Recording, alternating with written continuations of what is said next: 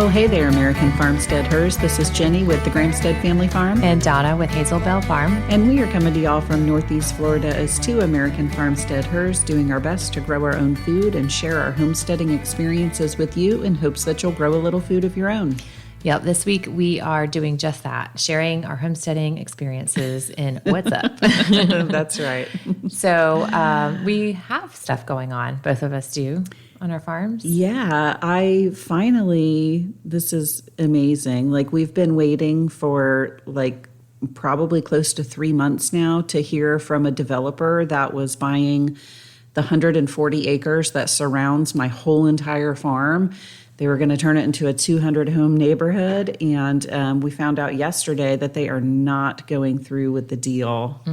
Yes. Yay. So for this whole entire time, it's just been racking my brain about what are we going to do? How are we going to restructure? How are we going to downsize?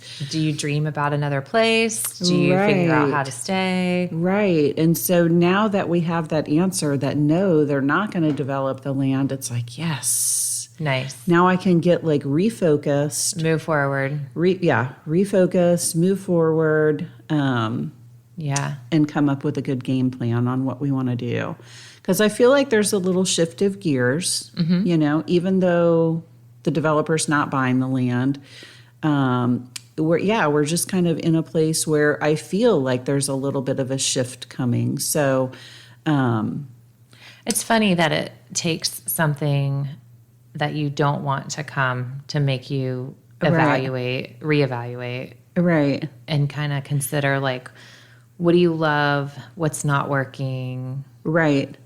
And so, I feel like I'm in this stage of homesteading, I guess you would say, that where it's okay, well, maybe I'm not doing as much anymore. Mm-hmm. I was listening to another podcast earlier, and they were talking about there's stages, there's the honeymoon stage where everything's new and exciting, and then you work through that stage and then you hit your stride. You're in the middle. You've really honed in on a few things that you really love. And then, you're there for a while, and then you might get to another stage where something else, and it might not be something homesteading, something else gets your attention and kind of lights you up, and you get kind of interested in that. And while, we'll continue to do the whole homesteading thing because we love having our own meat. Right. I think that's one thing that we won't give up. No matter how the gears shift, we won't want to give up raising our own meat. So, right. It's interesting. I was thinking that when you mentioned that middle stage where you find your stride and things are just kind of hunky-dory, Right. You have your routines, what works, what you don't want to do. But then you didn't put it this way, but I was thinking that's when I get bored. Right. Right. Let's throw a wrench into this schedule, shall we? I'd like to do something else. So it happens funny. Something grabs your attention was the nice way you put it. Right. So are you thinking of something new?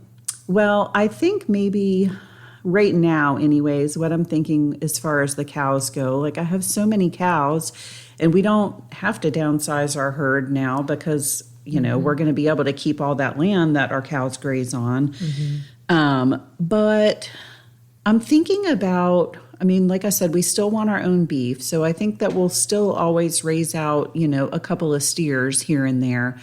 But I'm thinking that I might just start doing the calves at the market.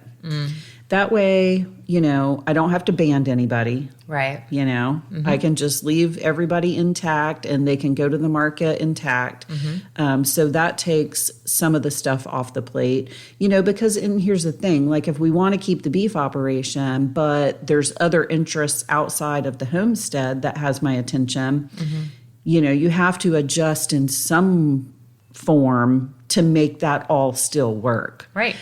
So not having to band bull calves, to keep them as steers when I can just load them up on the trailer and take them to the market and only keep 1 or 2 steers to raise for us or family or whatever. What I like about the sale barn for the market is you eliminate your risk. Right. Or I mean, you reduce your risk. There's still a risk of loss of life and injury or whatever for that 6 months that you keep them. But then once they're weaned, they're gone. You're not paying to feed them. You're not taking the risk on for the next 12 to 18 months, Right.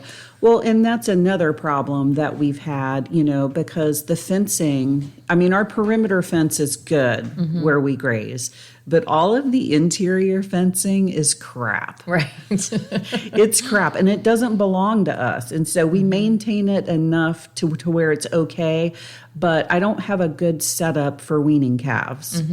And so that would be another problem that's solved. Right. It would be one less task that I would have to do if I would just do the market. So the market works really well right now. Right. But, futures for whatever, it's worth a grain of salt. Nobody knows. The futures are a guess. Right. But futures are saying that this will hold. I've been hearing another year. I saw my vet yesterday, and he said he heard 2027. So, but again, like the conversation went just that way. But who knows? Who really knows? Right? Nobody knows. Yeah. Like anything can happen between, politics, economy, supply and demand, whatever disease might find its way, or we just don't know. You just don't know. Yeah. I am still, I think, going to keep all my sheep. Are you? Yep. But I'm going to dedicate our small pasture, the actual pasture that we own in the very back. I'm going to dedicate that just for the sheep. No more cows in there, as long as I can keep the cows on the neighbor's land. No more cows in there, and then divide that pasture up into 4 smaller so I can just rotate the sheep right in that little back pasture. That would be simple. Right. And so each paddock would be about an acre, which is perfect for sheep.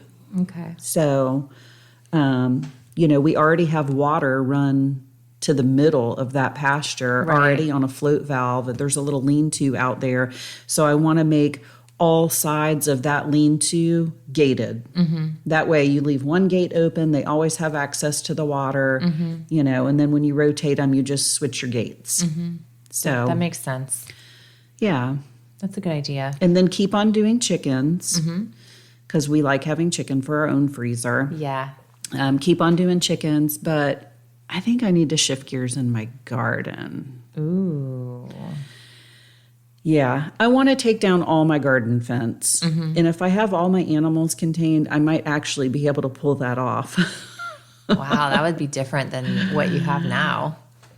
I struggle with the fence lines in the garden so much, and it makes me feel so defeated. Like dog fennel grows up on the fence lines. Right. And of course, we don't spray anything, and it's just hard to keep the fence lines clean, and they just get out of control. And like, you can't even look at the front of my garden right now and actually even see in the garden. Because there's so much on the fence lines. Are you sure it's not because of your black beans taking over? Oh my gosh. The other day I went into the garden and I'm like, okay, it's time to start taming this because I started a bunch of seeds. And so I'm like, we got to start taming this. And so literally like over a week ago, I went and cut the base of, I'm pretty sure, all the black bean plants. But at the very top of my arch trellis, they're still like alive and green and looking great. And wow. Like I cut them off a week ago. It's funny the way you said, I'm pretty sure I got all of them. But they're still green, so that's funny. Yes. And so those are hardy little boogers. It's been a slow die off. That's funny. So you've been collecting dried beans? Yep. Cool. Yep. Very cool. Shelling I love them. it. Mine are just getting going. So where did you put them at in your garden? So I put 3 in one of my raised beds on a trellis that goes between that bed and another bed. The other side of the bed has Armenian cucumbers. I just cut my first one off.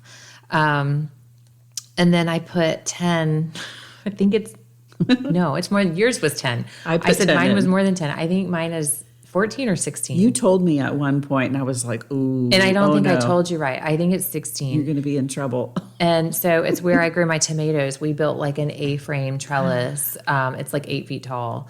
And we use those tomato hooks, right, the strings. And so I left the strings and just planted black beans on those strings. Mm-hmm. So they're just coming up, or not just coming up. They're about like a foot tall. Yeah. They're just getting to where they're taking off. They love the heat and they love the rain. Yes. So yeah, they're coming on. I'm excited about it. I mean, they're kind of a long grower. Yeah. So I expect they'll go all the way till we get frost. Yes, I'm pretty sure that they will. Mm-hmm. Yeah, you'll have them for a long time. Yeah. I feel like mine should have given me more black beans, though, for how massive the plant was. I mean, I've gotten a good amount of black beans, but... Maybe you had too much foliage, you know? Like, I'm wondering like, if trimming them back would have benefited for more fruit. You know, like some other things. Yes. Yeah. I mean, I don't know. That's funny. So you started taming the garden. I started taming the garden. So yeah, I'd really love to take my fence down, and I've got to get the weeds under control. But I even thought about buying some raised beds and bringing them up closer to my back door, you know, and just having like a smaller raised bed. Because when I started my garden, again, I was in a different season. You didn't even live at the property, right? Didn't you do the garden first? Correct. Right. Yes. And so I was in such a different stage of homesteading, or whatever you want to call it, than I am now. That, I mean, my garden was massive. And so now I'm only really using a small portion of my garden, but yet I still have to tend to that whole massive garden. And I didn't do that this last summer. I only tended to what I was using, and it's ridiculous. I think you are where I was last year. Okay. That's how I felt last year, and defeated is the word. Yeah. And so, I ended up like just completely covering over half of it. Right. And said, I'm not doing that. I'm not dealing with this. Then I took the year off from the things that I do like to plant in the ground for that half. I put in some fruit trees instead. Right. And so I'm kind of back to happy with it. You know, like I can see it now. Like I can see enjoying that space, and how I can use it in different ways. But I've also thought, I think I'm just going to put in raised beds in here. So we'll see. I don't know. up to where I have fruit trees. Right. So, I don't really know. Maybe I'll make that whole thing grocery row garden kind of thing, but not rows. I'm kind of doing that with not rows. So it's a combination of perennial fruit trees and berry bushes, and then also plugging in some annual vegetables. Yeah. What I noticed this year is that my annual vegetable things did not do very well in that in-ground side. Definitely not as well as my raised beds. Okay. But my raised beds are what get my attention. Right? Yeah. And so like the black beans that are planted in the raised beds look better. They're taller, they're prettier, they just look better. But I water my raised beds, where the in-ground bed, not so much. Like that's where the fruit trees are. They don't need as much water. Right. So I don't know. I'm kind of back and forth on what I'll do with it. But all that to say, like I knew I needed a change last year, or I was going to have to just cut the garden in half. And that be that. Right. And I'm happy with what it is right now. Like it's not perfect. I know some things I want to do differently, or better, but it's good. So it's good. Yeah. I do like it right now. And then like I said, like I know some things I want to do better. I need some more mulch. And honestly, like isn't that always the case? That is always the case. I've given up some things that I used to be super staunch about, like no spraying ever. You know, I've given that up. Like, no, I don't want to spray where you're actually growing your food. Exactly. But like my fence lines, where the grass comes in, and I did feel so defeated by grass for 2 years. Like 2 years, you know. I am okay with spraying a grass killer, a selective herbicide along my fence lines. I'm okay with that. My food is not there. Right. It has a half-life of like 10 days or something ridiculously low like that. I'm okay. Yeah. I'm okay. And nobody else has to be okay with that. It's my garden. Right. It's your garden. You your know? garden, your rules. Right, Just like exactly. in the kitchen. Your kitchen, your rules. Yeah, You know? And as long as you're not spraying on a windy day. Right. No. know? Everything's been great. I did a test with it where last year, because I had grass in where my peanuts were.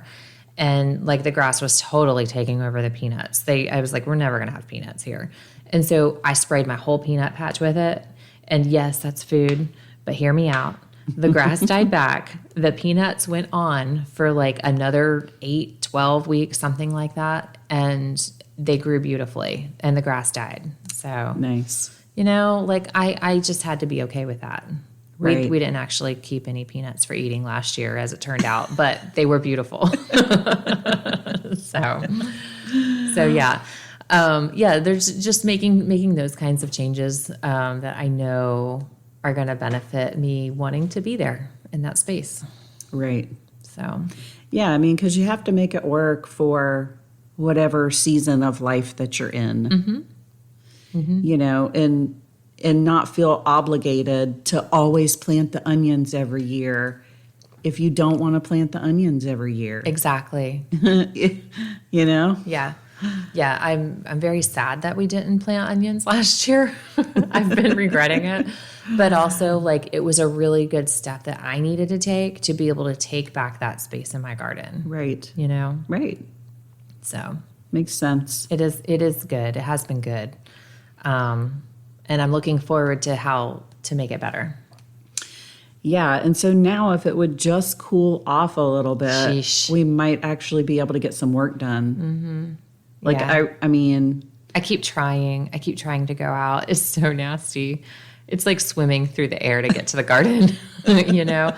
And I've been just tucking some seeds in here and there and plucking out. Since I did all that goat stall mulch, yeah. weeding my raised beds is so easy. I did completely mow back my blackberries. So Did you? This was a first since we moved them 4 years ago. Wow. Yeah, I completely like whacked them down to like 8 to 12 inches tall and said a prayer over them. Right. Mulched them heavily. And I've been using David's swamp water on them. And so that's been probably maybe 2 weeks that I mowed them. And this week I have some new growth on Nice. those. So yeah, I'm looking forward to. So they should grow nice new canes throughout until it gets cold again. And then those canes should produce in the spring. So I'm hopeful for a good flush next year. Nice. Yeah, I'm very happy with that. I was like, we'll see. Am I really going to do this? And you know what else I did? What? I sprayed grass killer between the blackberry bushes, and it was okay. So, haters gonna hate. I don't really care. I'm very happy. So, yeah. Yeah. Well, and I mean, sometimes you just have to be okay with stuff like that. You know, and it doesn't necessarily have to be about, you know, weed killer or grass killer, but, you know, I mean, sometimes you just have to be okay with decisions that you got to make. Yeah, farm decisions are not easy. I No. mean, I always feel like I always second guess myself. Is this the right thing? We have we have a cow that I love. She's my favorite cow. And but she has a repeat mastitis problem. Right. She likes to have a big giant udder in the mud. She really struggles with the heat. And so this is something I've been like trying to decide for several months. Do I keep this cow? What do I do with her if I don't keep her? Like, what's the right thing to do by her? Right. You know, to best steward the animals. Well, I mean, she's very well taken care of here. Yeah, she is. And there's no perfect cow. There's no perfect cow. Like, yeah, you can sell her and get rid of her and get something else, but something else is going to have whatever kind of problem. Yeah, they all have an issue. They all have an issue. This cow has a couple of issues. And I just can't do what I'm doing. I can't continue to try to do what I'm doing with her issues. Right. So, here we are, like mastitis crept up again. Like, oh my gosh, like, okay, this is my answer. Cause I like the last time I thought was the answer. And then she kicked it and she did really great, responded well. She's put on weight. She's been doing well. So we went ahead and bred her. I almost didn't breed her, but we bred her. And then here she is again with this latest bout. And I'm like, oh my gosh. So her issue, I think, comes down to she has a lot of scar tissue in the udder. It's lots of pockets for anything to fester. Right. For milk to sit and miss not coming out. Like, I think she's emptied out. She's pretty deflated, but, it just takes a little bit left in there. And so I had this, like, okay, Lord, like this very, like I said before, randomly specific need of, I don't know what to do with her. I think the right thing to do is I'm not taking her to the sale barn. Like, I refuse to do that, but maybe I should just feed her out a little bit, dry her off, hamburger her. Like, at the end of a dairy cow's life, that's what happens. Like, they go on to feed people beef. Right. I had a whole social media post typed out about it. And then I was like, you know what? I just bred her.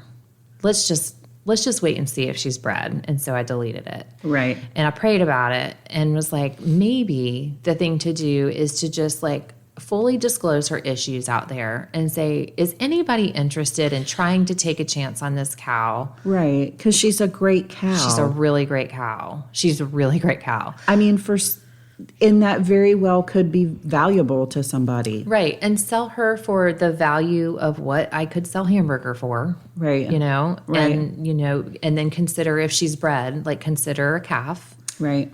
And that day I got a random message from somebody who follows my farm page. It said, hey, do you ever sell your Jersey heifers or any cow? Do you ever happen to sell any cows off your farm? And I was like, well, it's rare that I sell a cow because I'm not looking to have a revolving door of cows here. I'm just not. Like, I like what I like. We've been settled on this group of girls. If I sell them, there's a very specific reason, and I was like, well, kind of thinking about this one cow. And I told her what the issues were that I've had. And she's like, oh yeah, we definitely take a chance on that. And I'm like, okay, but let me tell you more. Like painting the bad picture, and I told her, I'm like, you really need to think on it. Like, I don't want you to have buyer's remorse with my farm, so it sounds like it'd be a good fit. It really, really does. I just am kind of in shock to think that. It's been a couple days. I'm like, I'm not 100% sure I'm ready to part ways with her. Mm-hmm. But also, like, this could be really good. And how is that not a godsend? Right. How is that not? I pray I don't know what to do. This door opens. Right. Like, I don't. It all lines up. I don't know how to call it anything else. So, yeah. So I'm thinking about then there you go. Parting with that girl. And I don't know if I'll replace her or not because, like, I have my honey, who's a first-time heifer, and she's coming up. So I'm pretty sure she's bred. We'll draw blood this weekend to see. But that'll be another one in the rotation.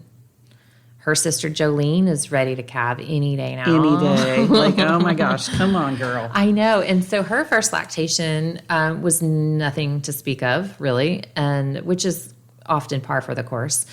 And I knew she'd do more the second time. She still hasn't calved, but I decided to lead milk her. And so I have milked her out 4 days in a row. Not completely out, just enough to give her some relief once a day. And she easily gave more than 2.5 gallons this morning. Wow. Before I just was like, okay, that's good. Your udder's soft enough now. It's good. So I think she's going to be a big producer this time, which is exciting. That's great. Yeah. Yeah. That's great. Now if she could just have that baby. If she could just have that baby. We're all waiting, Jolene. I know. I've been like periodically checking your farm page. Like, did this cow really not calve yet? I know. I had somebody message me and ask, like, is everything okay? You haven't posted. Like, then it must be something bad. No, everything's okay. I actually, okay, so here's the thing. Donna gets super helicopter mom with her dairy cows. But because they're my dairy cows. They're not like field cows of beef. Right. You know? I'm glad you said it. I know. I know this. Like, it doesn't hurt my feelings. I'll totally own it. I know it. So I know the day she was bred. I know the day that she's due. She's due in 2 days by Jersey standards, 278 days. But she started leaking milk 4, 5, 6 days ago. Yeah. So normally they would calve within 24 hours. And her first time she started leaking milk, I was like, oh, we got milk. And she calved within an hour. So I fully expected that. So as I have gone out in the night in my jammies with the spotlight several nights in a row, and several times a day, like I'm planning my days around it. I finally realized, like, I haven't really felt this calf move very much. And I started to get concerned that possibly we have a weird presentation. The cow we have that had a breech calf, like a fully breech, not back feet first, but butt first. That calf, I realized after it was it was stillborn. After we pulled that calf out, I kind of, in retrospect, realized I haven't really felt the same kind of movement like I normally can feel. But it was the first. And that was a big mama cow. And so, I just chalked it up to she's big and it's probably not. And I just am not feeling it, Right. And so now that we had this, I was like, oh, I just want to make sure. I'm not feeling it. I hope it's alive. Like my son actually said, like, it's not dead, is it? And I'm like, I don't know. Gosh, I don't know. So I start texting. I first texted my bestie AI tech, Fila. And he said, well, just glove up and go in and palpate, which is a rectal exam, and just like pet it all over and see if it moves. I'm like, okay, I don't know what I'm feeling though. Like I'm not afraid to get in there. I don't know what I'm doing. Right. So then I texted, because he's like 45 minutes away. So then I texted his little protege who's in town. I'm like, hey, sweet little girl. She's like 18. Do you want to come palpate my cow for me? And she said, well, I mean, I guess I can, but I don't really know what I'm feeling. I'm like, oh, geez. Okay, I guess it's me. And so I happened to be milking and dealing with bottle babies and all that stuff at the time. And I was like, I'm just going to text my vet and my other bestie. And he said, well, it happens that I'm coming by in the morning, so I'll swing by. I'm like, thank you so much. And he knows how I am with my girls. And so, he did. He came and he said, it does feel like a small calf, and that's probably why I'm not feeling a lot, which is great. Like, that's what we want. And he said, it's definitely alive. He thinks it's in the right position. So, like, we can induce her if we want, or we can just wait. And so we're waiting.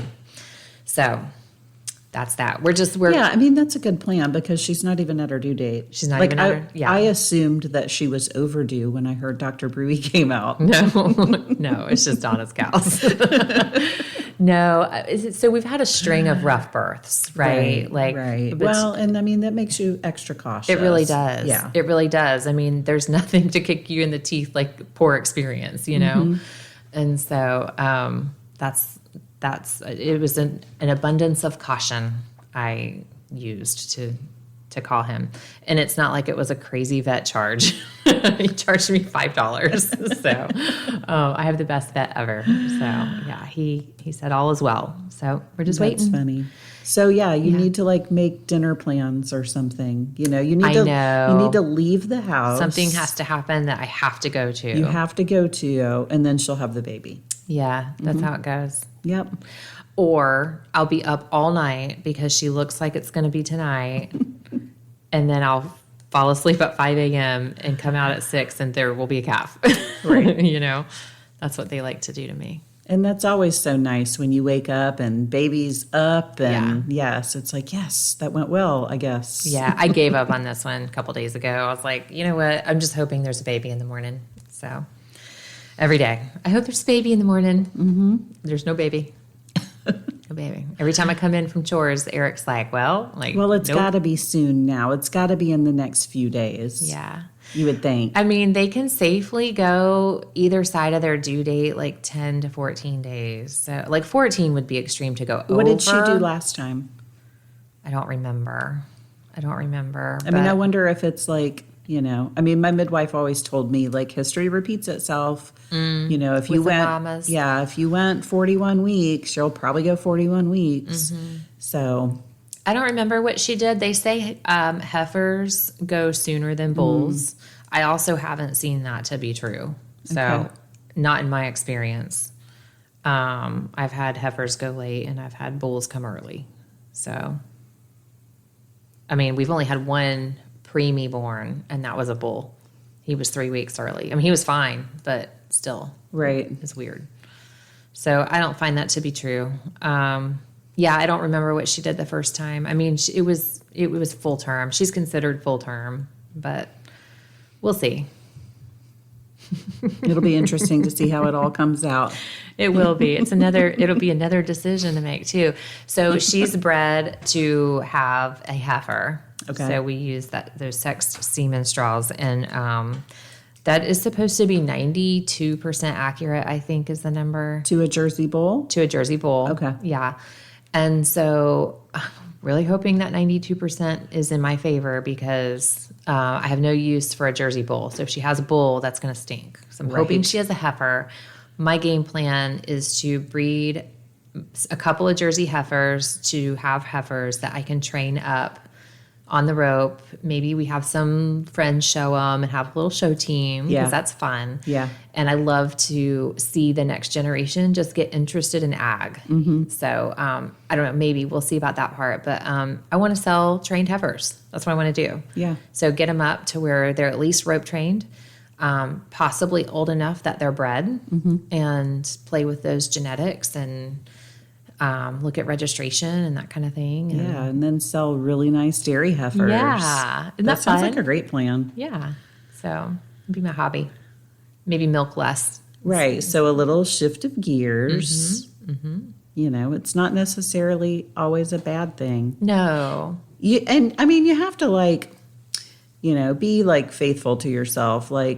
Don't feel like you have to keep doing this just because it's what you've always done. Right. It's okay. Mm-hmm. It's okay to change the plan. Yeah, and I know that there will be an end to Donna milking cows one day. Yeah. I mean, I don't know. I don't have a plan for that. I don't know when it will be, but I know that there will be a day. Right. So, yeah. Yeah. I mean, the only constant in life is that there are no constants in life, right? That's so true. Everything changes. So I'm okay with that. Yep. So now if summer can just change to fall, that would be fantastic. Yeah, I'm starting my brassicas. I did too.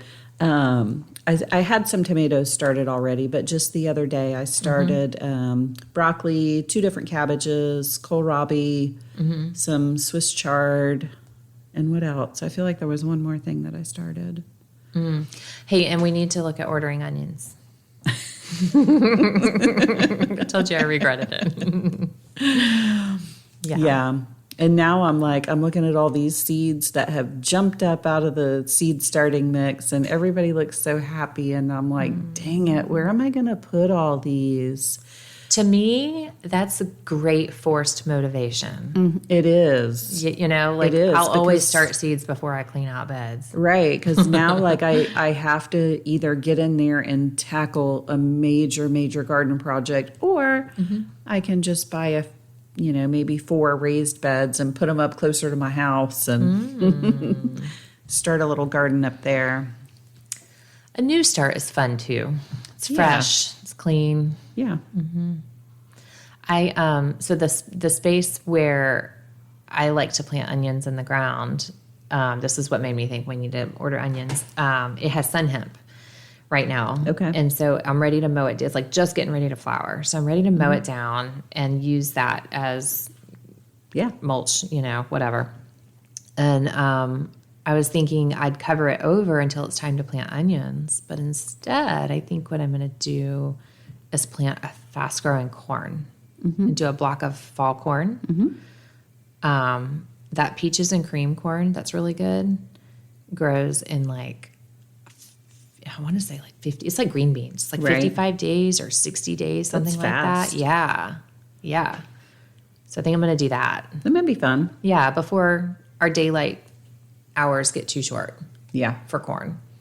So that's always been my problem in the fall for corn, or things that take longer. Trying to do them in the fall it just doesn't work out the same as it does in spring. Yeah. You know, like corn, but peaches and cream I think will be okay.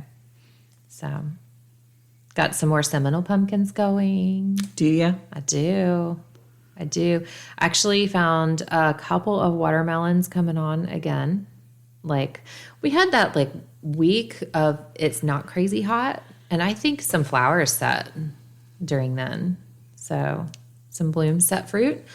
So now I just have to keep them alive. Yeah. You know, while they grow. Right. In our sporadic rainy season, it's like we get a deluge 2 days in a row, and then it's hot and dry for 5 days. Like there's no consistency. No, there's not. That's a problem for the garden. Yes. Yeah. Yeah. I've lost a few watermelons to the rain. Have you? Splitting. Mm-hmm. Yeah. I just throw them over the fence and the cows eat them. Right. They're so happy. Yep. But I've been feeding them to my chickens. They're happy. Mm-hmm. Yep. Other than that, like, it's same old. Oh, I was going to say it's same old. I've been doing freezer clean out. So I've got all the tallow. Yeah. I'm getting ready to do pasta sauce. Nice. Marinara sauce. Yeah. But also, I've been pulling a bunch of basil in. So I'm going to do a bunch of pesto, and I think I'm going to freeze it. Nice. Since I have a little room in the freezer. Right. A little bit, A little. not a lot. Yeah, I've been thinking about pulling out all my stew meat and canning it. I've been doing some stew meat. I've done a bunch of broth, some soup. Yeah, because I've really realized recently we have really been like thriving on these quick meals. I like it so much better. Saves your life. Yeah, so I think I'm going to do a little extra prep work for that and just can all that stew meat so it's on the shelf, ready to go. 5-minute meal. Yeah, get it out of the freezer. Exactly. The risk of losing a freezer always scares me, especially when they're all full. I know. All mine are full right now, and it makes you nervous. Like, I'll think about it sometimes in the middle of the night. I'll be like, oh, I haven't checked my freezer in like 2 days. You know, like, is it going to be okay? It's like a regular farm chore. Check the freezer. Check the freezers. When we were using that walk-in, that was part of my daily routine. After I did chickens, I'd walk that way and check the freezer. Check the freezer. Yeah. It's always a risk. Yeah. I'm also ready, I think, to think about ordering meat chickens. You know, I had that thought the other day. I think I'm going to wait a little bit longer, let a couple of hurricanes blow in, you know, because we're just now getting started with that. Yeah, no, I'm not ready for them yet. It's too hot. I don't want to deal with them. I won't like them at all. Yeah. I'm thinking like October. That's exactly what I was thinking. Maybe we can go in on an order. Yeah. Or maybe we'll just go out to Charlie's. Yeah, maybe. Yeah. I'd like to go see Charlie anyways. I want some blue eggs. Yeah. I know. I thought about that too when I was thinking about my chickens and taking down my garden fence. I was like, well, then I'm going to have to build that chicken coop that I've been talking about doing.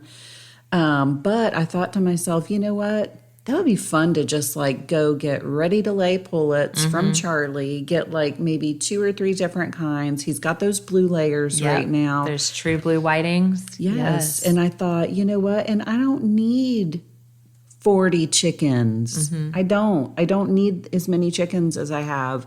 And so, I mean, why? I don't understand these words. Well, was it Uncle Sam? I'm not an attached to my chickens kind of person either. Like they're a dime a dozen, but yeah. Well, I don't know if Uncle Sam said it, but two chickens a day for every person in the house. Oh, and so technically that means I only need 8 chickens. Uncle Sam's a liar. But then I'm like, no, I can't do 8. Surely I have to do like 10 or 12. I would say more. I'm sorry. Maybe not 40. Maybe that's not the answer, but a dozen Right. chickens? Yeah. And then, like, that's it? Yeah. Yeah, I don't know. Telling you, change is coming. I have egg customers, though. So, I don't know.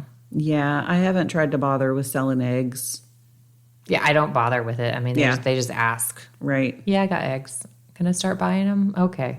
Like, I don't, I didn't try. It just happened. Right. But yeah, I need some new ladies. Some of my ladies are getting old. I've lost a few to the heat. I lost a few to, this is my own doing. It's not funny at all. I don't know why I laughed, but I ran out of feed, and it was feed run day. So, like, they're okay. Like, Right, I no big threw deal. them some kitchen stuff and soaked some oatmeal. Like, here you go. And then we had some whole corn that Eric likes to take to the woods. And so, and we like to feed the wild turkeys here with it. And so I threw them, like, I don't know, like half a bucket of whole corn. It was way too much. And a couple of them, like, just sat there like Cornish cross, bellied up to the whole corn pile and just ate and ate and ate. And their crops got stuck with it, you know? Right. And I'm pretty sure they died from that. Like, they died with full crop, a couple of them. Right. I felt terrible. Right. Like, oh, Sorry. I knew better than that. I know. I've done that with my sheep before too, where it's like I need them to do something and they're mainly on grass, but they still know what a bucket is with feed in it. Oh, yeah. And yeah, one time I did that. I threw down a bunch of corn and, like, as soon as they got in it, I was like, oh no. Oh, yeah, they'll It's blow. going to be bad.